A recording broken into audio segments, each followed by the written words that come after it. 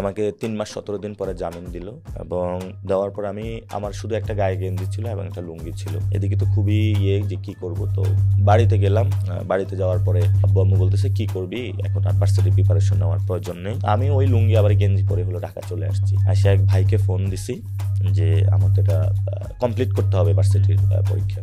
তো পরবর্তীতে আমি 2-3 দিন পরে হলো আমাকে আবার খুঁজতে আসছে, গ্রেপ্তার করে আসছে। অর্থাৎ যাদেরকে একবার থানায় নিয়ে যায় তাদের ওই মামলা ধরে ওরা কোথায় আছে কোথায় কি খোঁজ লাগিয়ে তাদেরকে আবার খুঁজতে যায়। তো তারপরে হলো তখন ডিবি পাঠাইছে। আমি বললাম ভাই কয়েকদিন আগে আমাকে আপনি নিলেন, এখন আমি কয়েকদিন পরে ভার্সিটি পরীক্ষা দিব। তো ডিবির যিনি ধরতে গিয়েছে, ঠিক আছে ছেলেটাকে ছাড়া দে, ছেলেটার হয়তো বা ভার্সিটির অনেক ডেডিকেশন, ওকে ছাড়া দে।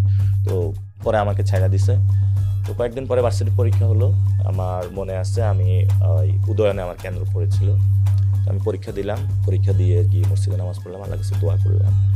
পরে রেজাল্ট দিল, আমাকে তো সবাই ফোন দেওয়া শুরু করছে যে আমার সিরিয়াল আসছে 11। তা আমি এটা নিয়ে আমি বুঝতেছিলাম না যে 11তম সিরিয়াল। এখন সবাই আমাকে ফোন দিচ্ছে, কংগ্রেচুলেশন। আমি বললাম ভার্সিটিতে পরীক্ষা দিচ্ছি, এটা কি? আমার তো এদিকে মন খারাপ আছে, এবার তো আমি এই জেল টেলের কারণে ফার্স্ট হতে পারলাম না, এটা খুবই আমার মন খারাপ। তো আমার এক ইউনিটে 29তম আসছে, আরেক ইউনিটে 11তম আসছে, 2 ইউনিটে 11তম আসছে।